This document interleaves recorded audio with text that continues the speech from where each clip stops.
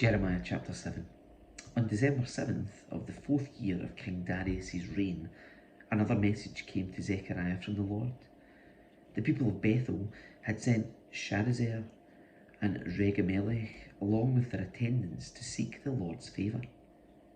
They were to ask this question of the prophets and the priests at the temple of the Lord of Heaven's armies.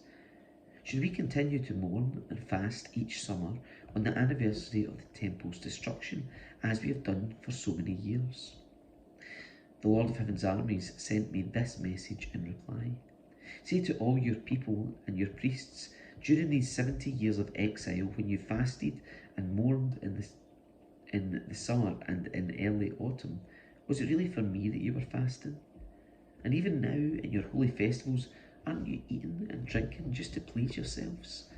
Isn't this the same message the Lord proclaimed through the prophets in years past, when Jerusalem and the towns of Judah were bustling with people, and the Negev and the foothills of Judah were well populated?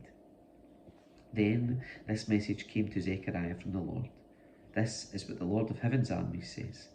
Judge fairly and show mercy and kindness to one another. Do not oppress widows, orphans, foreigners and the poor, and do not scheme against each other. Your ancestors refused to listen to this message. They stubbornly turned away and put their fingers in their ears to keep from hearing. They made their hearts as hard as stone, so they could not hear the instructions or the messages that the Lord of Heaven's armies had sent them by his Spirit through the earlier prophets. That is why the Lord of Heaven's armies was so angry with them.